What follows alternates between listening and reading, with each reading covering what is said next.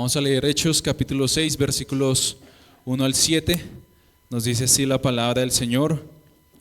Porque aquellos días, al multiplicarse el número de los discípulos, surgió una queja de parte de los judíos helenistas en contra de los judíos nativos, porque sus viudas eran desatendidas en la distribución diaria de los alimentos.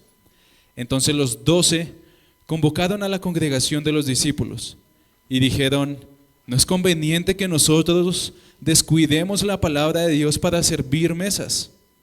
Por tanto, hermanos, escojan de entre ustedes 7 hombres de buena reputación, llenos del Espíritu Santo y sabiduría, a quienes podamos encargar esta tarea. Y nosotros nos entregaremos a la oración y al ministerio de la palabra. Lo propuesto tuvo la aprobación de toda la congregación, y escogieron a Esteban, un hombre lleno de fe y del Espíritu Santo, y a Felipe, a Prócoro, a Nicanor, a Timón, a Parmenas y a Nicolás, un prosélito de Antioquía. A estos los presentaron ante los apóstoles y después de orar pusieron sus manos sobre ellos. Y la palabra de Dios crecía y el número de los discípulos se multiplicaba en gran manera en Jerusalén, y muchos de los sacerdotes obedecían a la fe. Esa es la palabra del Señor.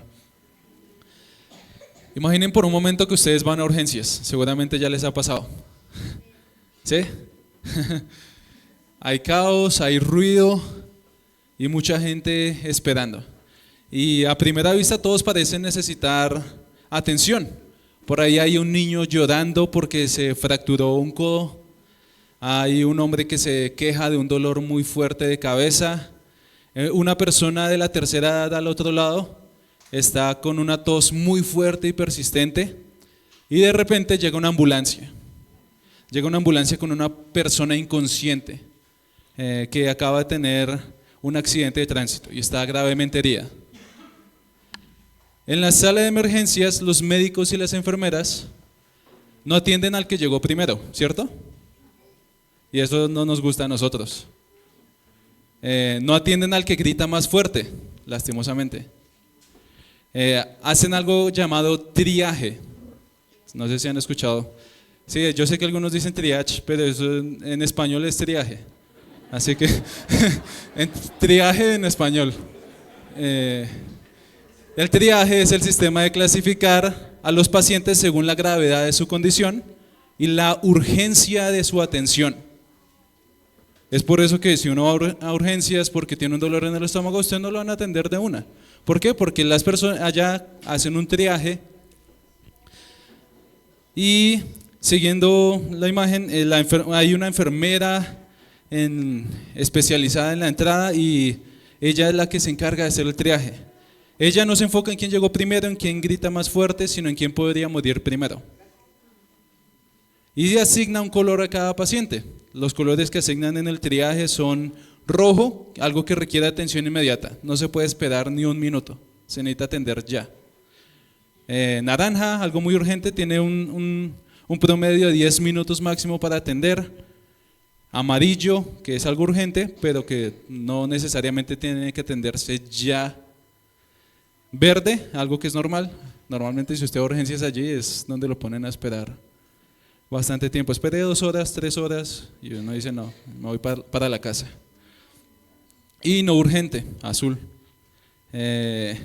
Imaginen si el paciente con dolor de cabeza leve exigiera, que es un código verde, exigiera que lo atendieran antes que la persona que llegó sin respirar, un código rojo. ¿Qué pasaría? ¿O qué pensaríamos? No nos parecería absurdo, irracional si alguien exigiera eso. La vida de una persona con código rojo es inmensamente más importante y urgente en ese momento que la persona que tiene un código verde, un dolor fuerte en el estómago o en alguna otra área del cuerpo. No hay comparación. ¿Saben? En nuestro texto nosotros vemos a los apóstoles haciendo una especie de triaje en la vida de la salud de la iglesia. Ellos están resaltando qué es lo más importante, qué es lo más urgente de abordar ante un posible conflicto. Y es por eso que, hermanos, de lo que quiero convencerlos hoy a la luz de este texto es a que no descuidemos lo más importante para la salud de la iglesia. No descuidemos lo más importante para la salud de la iglesia. Y quiero que veamos este mensaje, que creo que surge del texto, es lo que el Señor nos está llamando, a la luz de dos preguntas que nos van a ayudar a ver que este es el mensaje del texto. En primer lugar, ¿qué es lo más importante para la salud de la iglesia y por qué no debemos descuidar lo más importante? Pero empecemos viendo a la luz del texto qué es lo más importante para la salud de la iglesia. Quiero que vean lo que está sucediendo aquí en el texto, hermanos. En este texto tenemos lo que generalmente cuando nosotros como pastores nos reunimos y hacemos el estudio de un texto y demás, o ustedes mismos lo pueden ver en muchos textos narrativos, tenemos lo que se llama una trama. Tenemos primero a la iglesia, el escenario es que la iglesia y los discípulos se están multiplicando, versículo 1. Y empieza a haber una queja de algunos creyentes acerca de unas viudas de los judíos griegos que están siendo desatendidas. ¿Cuál es el conflicto realmente del pasaje? ¿Cuál es el problema del pasaje? El problema no es que hay un aparente conflicto. El problema, según el pasaje, es que los apóstoles se ven tentados y seducidos a descuidar lo más importante. ¿Qué van a hacer los apóstoles, los líderes de la iglesia en este momento, ante esta emergencia? El punto culminante de esta narrativa es que los apóstoles hacen un triaje espiritual, tal cual como en una sala de emergencias. Ellos dicen qué es lo más importante aquí. Y con mucha sabiduría y sin dejar a un lado el problema inicial, ellos piden que la iglesia elijan a 7 hombres para servir a estas viudas. Y ellos van a atender lo más importante para la salud de la iglesia, el conflicto se resuelve y 7 hombres son elegidos para servir a las mesas y los apóstoles entonces persisten en lo que es más importante, en lo que tiene mayor urgencia, en lo que tiene un código rojo de triaje. ¿Qué es lo más importante en este texto, hermanos? Ante el conflicto naciente en el centro de la iglesia. Lo leímos ahorita y seguramente usted lo pasó allí muy rápido, pero lo que vemos que es más importante para la salud de la iglesia es la palabra y la oración. Lo vemos muy claramente en el texto. Miren lo que dice el versículo 2. En el versículo 2 leemos: entonces los 12, ante este conflicto inicial aparente que se empieza a presentar, convocaron a la congregación de los discípulos y dijeron: no es conveniente, o como dice la Reina Valera, no es justo que nosotros descuidemos la palabra de Dios para servir mesas. Ahí es donde proponen que 7 sean elegidos. Y cuando los 7 son elegidos para servir a las mesas, atender ese problema, ¿qué hacen los apóstoles? ¿Qué iban a hacer? Versículo 4: y nosotros nos entregaremos a la oración y al ministerio de la palabra.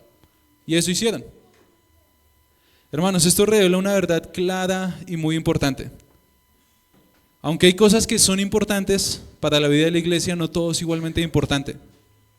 No todo es igualmente relevante. No todo tiene el mismo color en el código del triaje.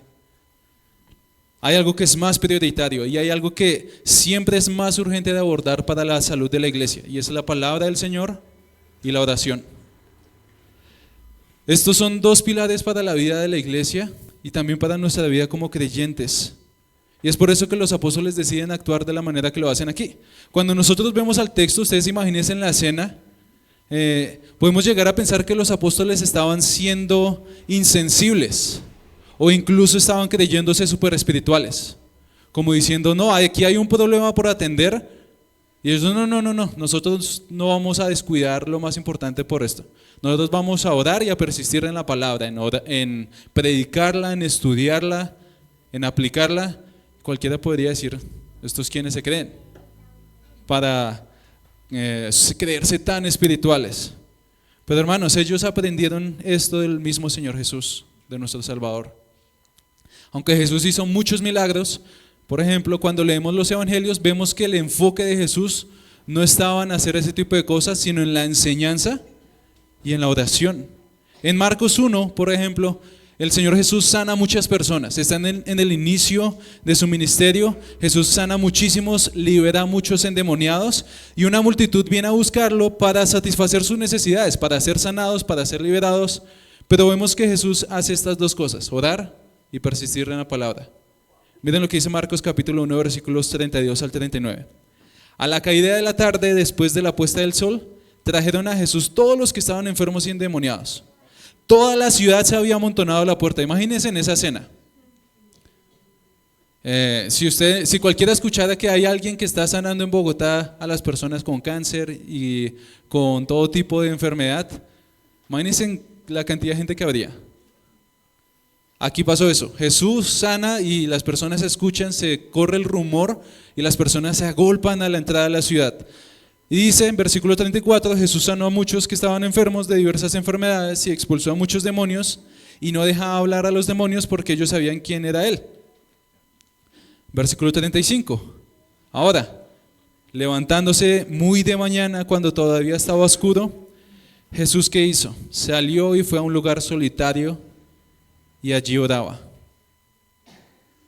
Mientras oraba, Simón y sus compañeros salieron a buscar a Jesús. Lo encontraron y le dijeron: todos te buscan. Jesús les respondió: vamos a otro lugar, a los lugares vecinos, para que yo predique también allí, porque para eso he venido. Y fue por toda Galilea predicando en sus sinagogas y expulsando demonios. Aquí tenemos al Señor Jesús de manera muy clara enfocándose en la oración, y aunque atendía cosas que son importantes como la sanidad y expulsar fuera demonios y demás, el Señor dice: yo necesito ir a otro lugar para predicar la palabra, porque para esto he venido. Y así lo hizo. De la misma manera, hermanos, aquí en Hechos capítulo 6 nosotros tenemos a los 12 persistiendo en la oración y la palabra como lo más importante, lo más prioritario, porque ellos vieron del mismo Señor Jesús ese mismo ejemplo. Ellos fueron enseñados por Jesús también una y otra vez acerca de qué es lo más importante, qué es lo más prioritario para la salud espiritual de la iglesia. Hermanos, sin estas cosas, nuestra salud espiritual y la salud espiritual de la iglesia corre peligro. Cuando se descuidan estas dos cosas, sin importar si se quieren abordar otros conflictos y hacer otro tipo de cosas o resolver problemas de manera muy pragmática, la iglesia se enferma y corre peligro.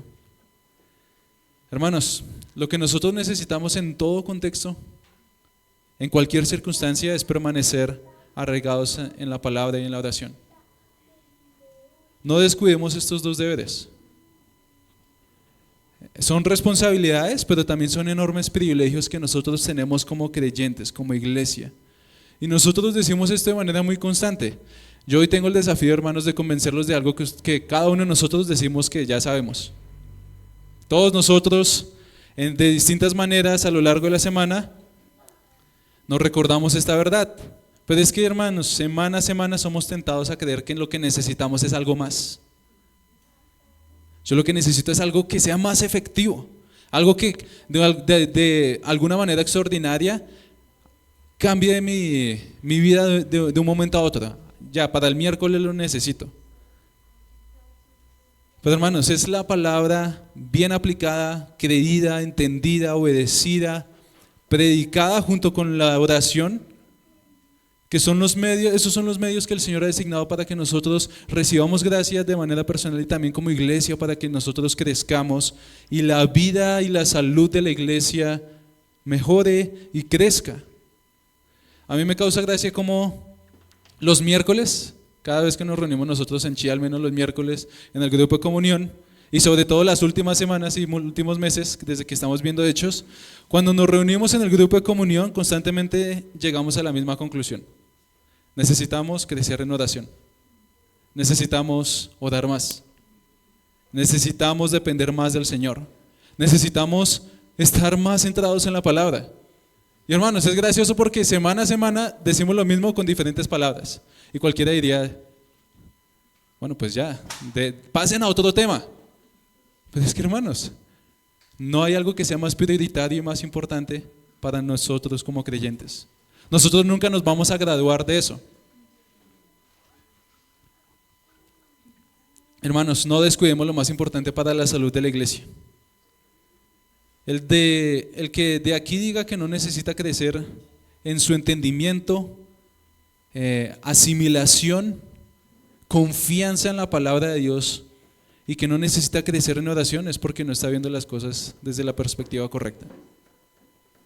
Y porque no está viendo realmente cuán necesitada está su alma de estas cosas. Hermanos, creo que es necesario que nosotros nos preguntemos si estamos descuidando, tanto de manera personal como de manera corporativa como iglesia, aquello que es más importante para nuestra salud, para la salud de la iglesia.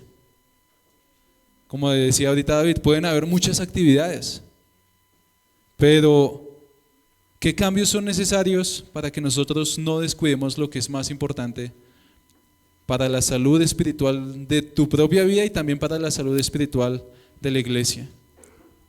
Hermanos, estas dos cosas son centrales y eso es lo que vemos en el texto, que es lo más importante ante este conflicto. Pero la pregunta es, ¿por qué? ¿Por qué no deberíamos o no debemos descuidar lo que es más importante para la salud de la iglesia? El texto nos muestra un conflicto. Esa es la segunda pregunta que vamos a responder. ¿Qué es lo más importante para la salud de la iglesia? La palabra, la oración. Pero en segundo lugar, ¿por qué? Porque no se debe descuidar lo más importante. Quizás son preguntas obvias, hermanos, pero déjenme elaborar a la luz del texto. El texto nos presenta un conflicto dentro de la iglesia naciente. ¿Cuál es? Para pensar en cuál es y colocarlos en perspectiva, hermanos, imagínense y consideren, pongámonos en el contexto, de que la iglesia hasta el momento, la iglesia de Jerusalén es una mega iglesia.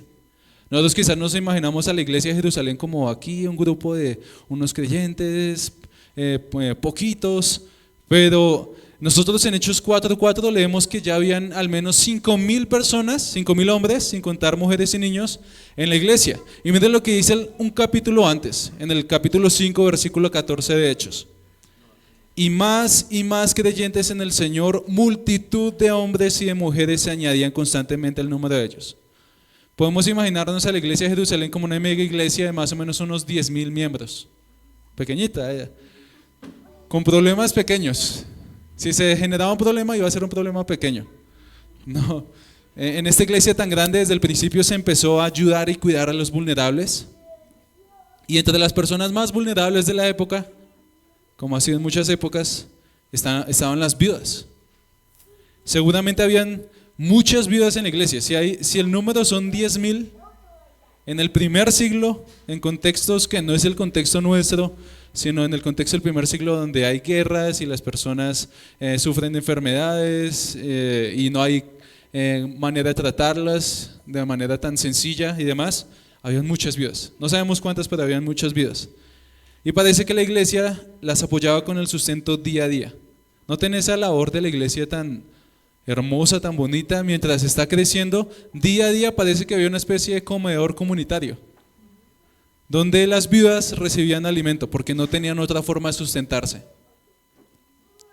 Ya Pablo más adelante en 1 Timoteo 5 va a hablar más de eso, del tema de las viudas y el trato y el cuidado hacia ellas. Pero el problema en Hechos 6 es que empieza a surgir lo que podía ser una división dentro del mismo comienzo de la iglesia. Algo que parecía muy pequeño y algo aparentemente insignificante, pero que tenía el potencial de dividir a la iglesia. Habían cristianos creyentes que eran judíos de contexto griego o helenista. Eso quiere decir que no habían crecido en Jerusalén. Habían sido criados en otras partes alrededor de la dispersión y probablemente hablaban griego. Y habían otros creyentes que pues eran los más natos allí. Y se sabe históricamente que muy probablemente los judíos más puros, entre comillas, despreciaban a los que eran de los lugares alejados. Aparentemente había un favoritismo. No sabemos cómo pudo haber sido realmente la situación, pero la percepción de algunos creyentes que eran judíos griegos era que las viudas de sus familias o las viudas de ese mismo contexto estaban siendo desatendidas. ¿Cuál fue la solución propuesta por los apóstoles? Elijamos a 7 hombres.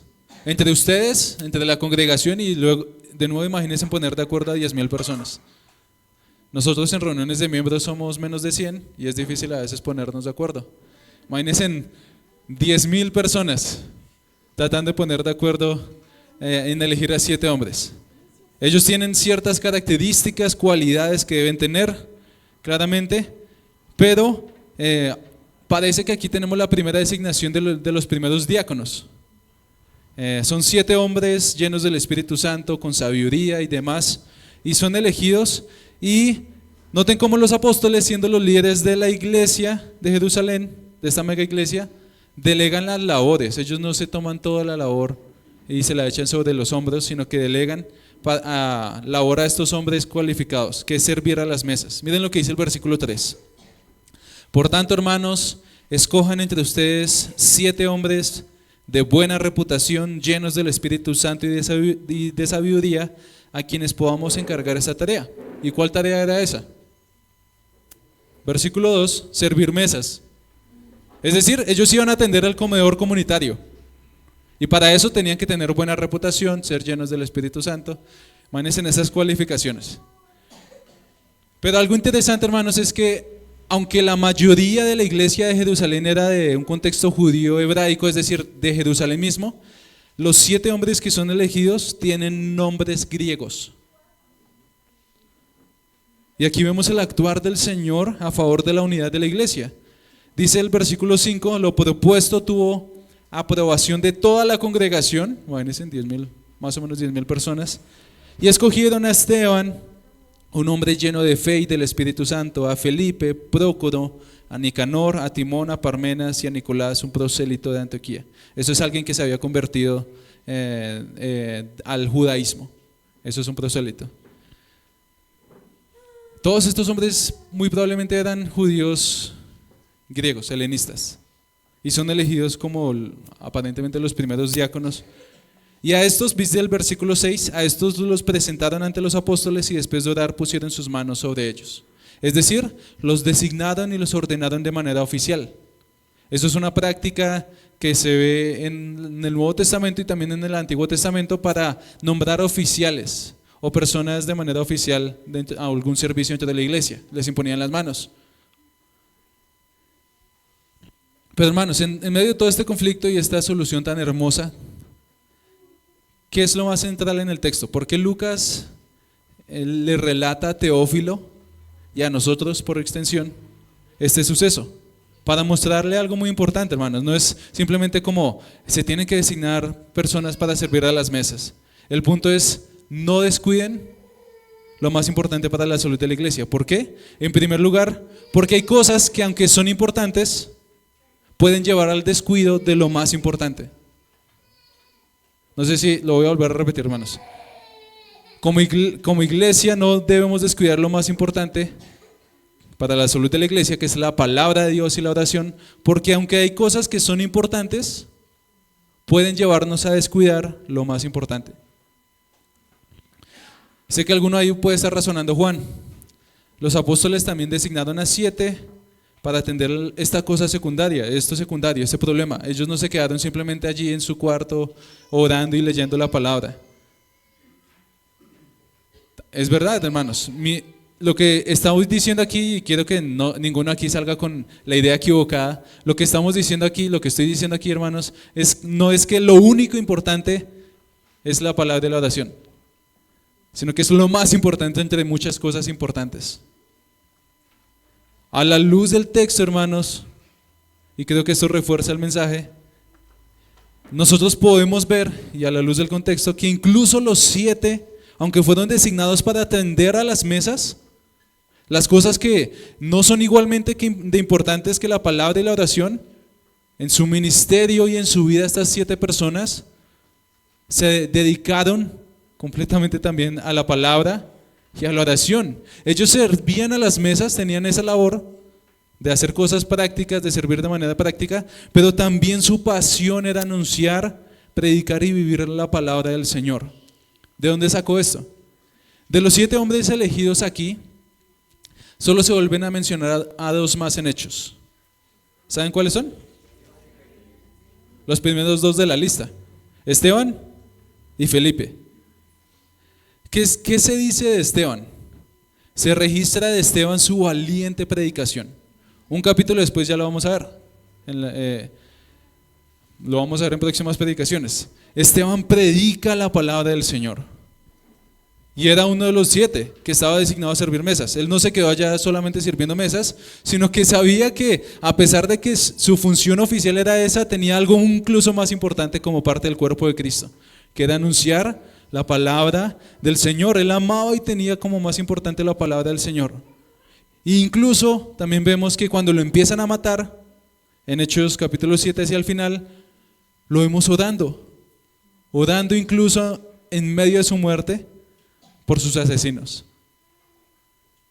Capítulo 7, versículos 59 y 60, es bastante impactante, dice: y mientras lo apedreaban, después de predicar la palabra, invocaba al Señor y decía: Señor Jesús, recibe mi espíritu.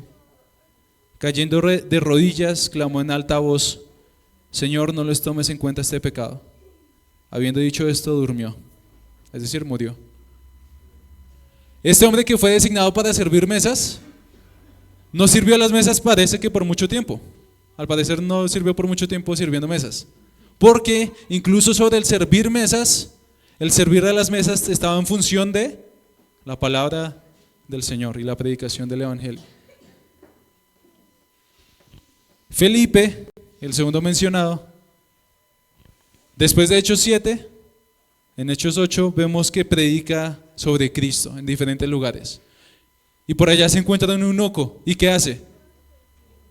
Le predica la palabra. Y luego no se vuelve a mencionar hasta Hechos 21. Y cuando se lo menciona, se recuerda en Hechos 21:8, él era uno de los 7. Y se le menciona, se lo designa como el evangelista. ¿Eso qué quiere decir?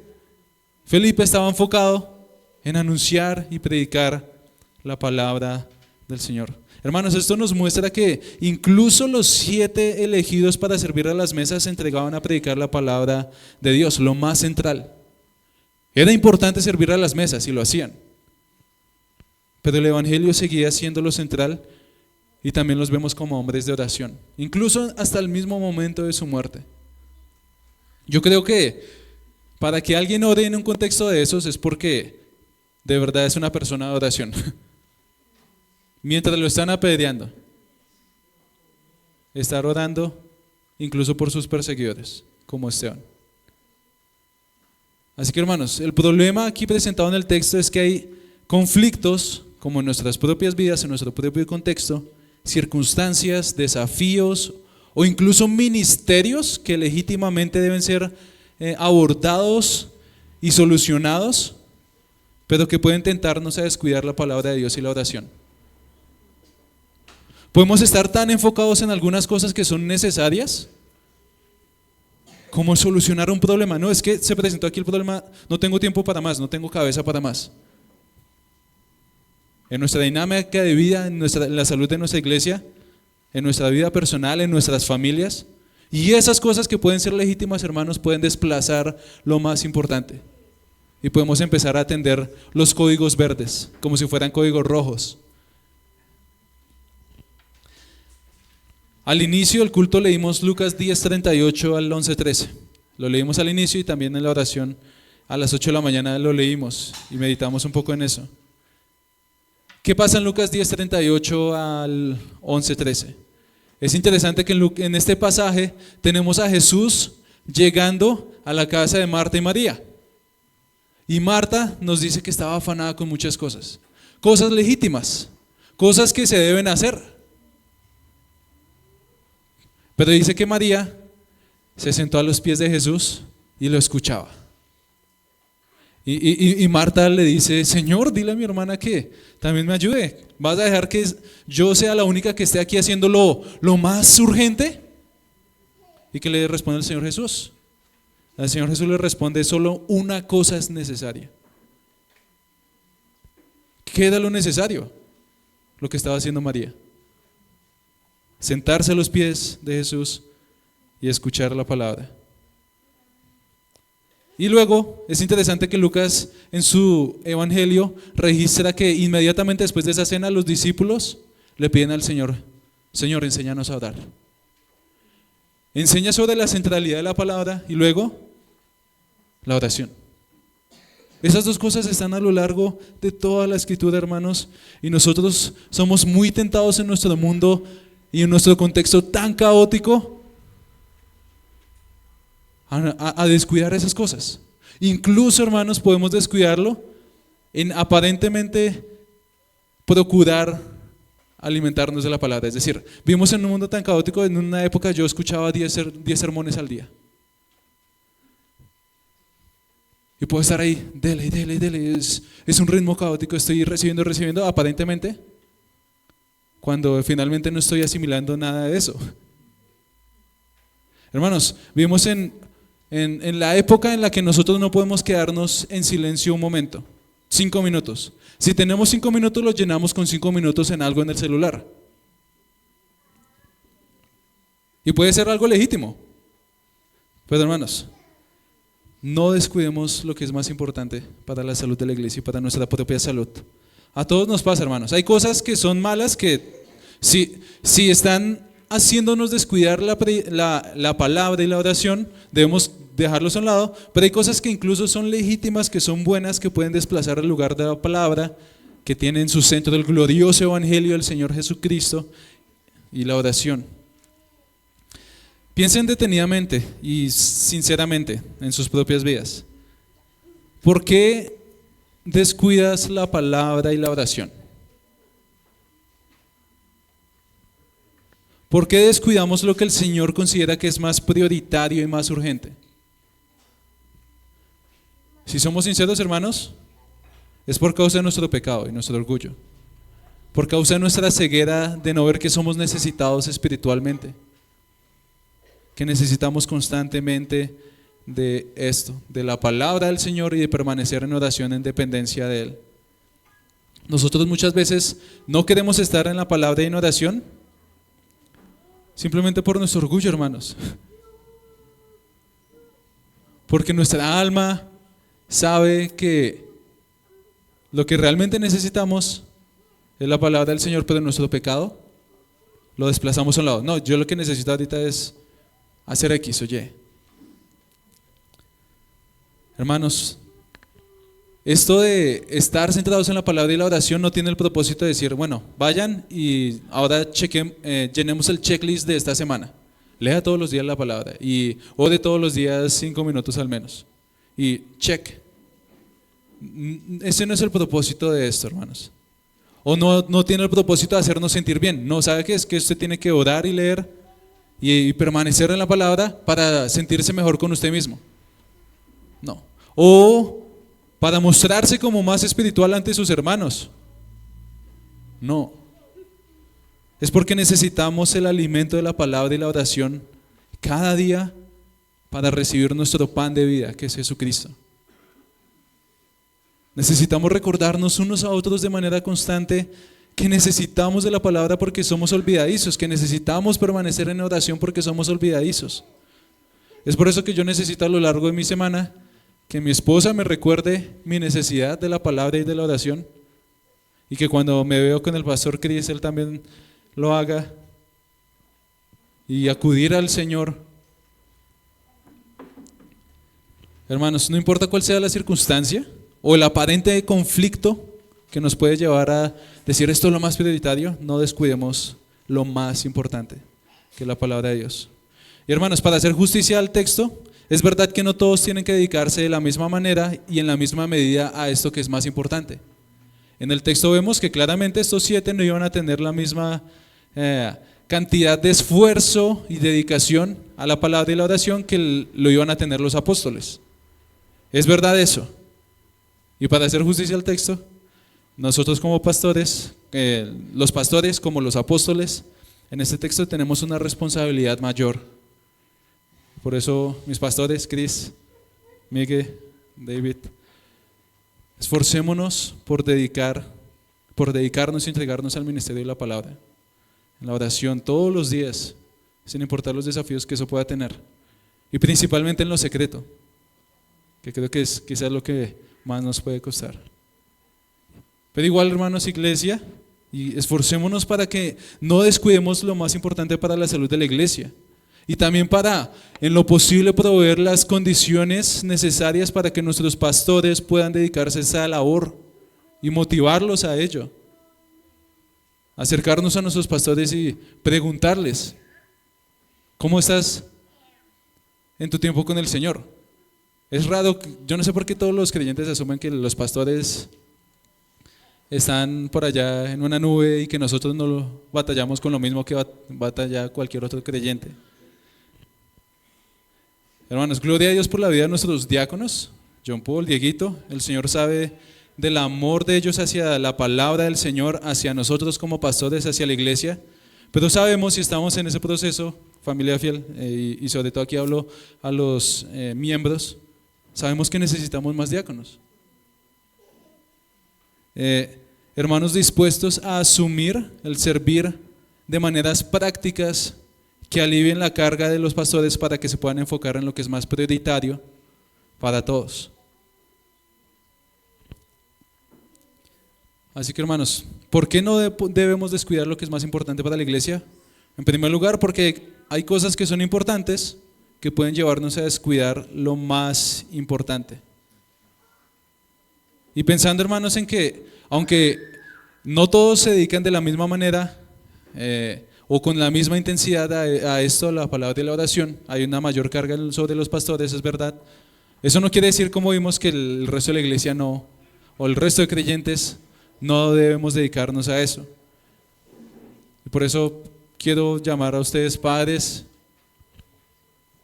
no descuiden la palabra de la oración en sus hogares. Es muy fácil irse por lo urgente, la tiranía de lo urgente. Es que lo que se necesita abordar, oye, ya es esto, y no hay tiempo para la palabra de la oración. Sus hijos necesitan ver ese modelo y ejemplo en ustedes, no solamente su instrucción. Y jóvenes, aprovechen su tiempo para dedicarlo a la palabra del Señor y la oración, en diferentes contextos. En segundo lugar, hermanos, y para terminar, ¿por qué no debemos descuidar lo más importante para la salud de la iglesia? En segundo lugar, porque al no descuidar lo más importante, la palabra crece y los discípulos se multiplican. Y eso es lo que vemos en el texto. Miren cuál fue el resultado de esto. Aquí vemos una combinación de atender lo que es más prioritario, lo que es más importante, sin descuidar las cosas que son importantes, tienen su lugar. ¿Y cuál es el resultado de que no se descuide lo más importante? Hechos 6:7 dice: y la palabra de Dios crecía, y el número de los discípulos se multiplicaba en gran manera en Jerusalén, y muchos de los sacerdotes obedecían a la fe. Como resultado de no descuidar lo más importante, la palabra, la oración, ellos no descuidaron la predicación del evangelio. Es por eso que el evangelio llegó a más personas, y muchos discípulos se añadieron, incluyendo incluso algunos sacerdotes. Y esto es muy interesante, hermanos, porque los sacerdotes, tan solo 1 o 2 capítulos atrás, fueron los que iniciaron la persecución contra Pedro y Juan y los apóstoles. Pero aquí, al ver esa dinámica de la iglesia, y debido a que los apóstoles persistían en la oración y en el ministerio de la palabra, se dice que el Señor obró de tal manera que incluso algunos sacerdotes obedecieran a la fe. Los más duros. Iglesia, si queremos crecimiento espiritual, si queremos madurez, si queremos una iglesia fuerte, con relaciones fuertes y llenas de amor y pasión por Jesucristo, necesitamos escuchar, necesitamos honrar la palabra, necesitamos amar y vivir conforme a la palabra de Dios en dependencia del Espíritu Santo por medio de la oración. Hermanos, cada actividad, cada compartir, cada grupo de comunión, cada espacio o actividad en la iglesia no tiene sentido si estas dos cosas no son prioritarias.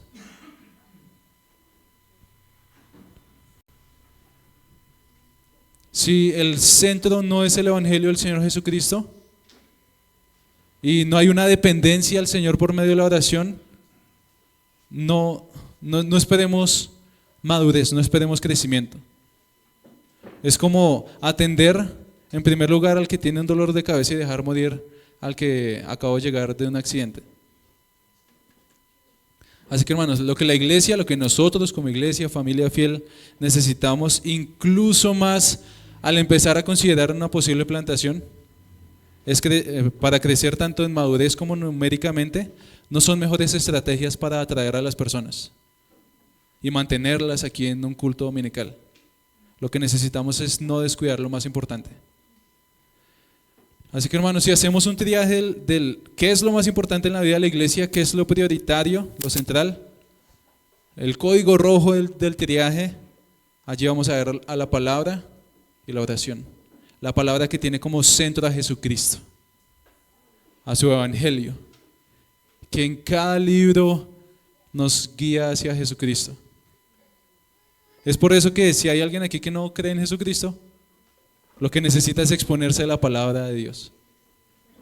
Si tú vienes domingo a domingo y sabes que no eres creyente, nuestra invitación cada semana aquí no es deja de hacerlo, no, sigue haciéndolo. Necesitas exponerte a la palabra de Dios, al evangelio de Jesucristo, para realmente ser salvo.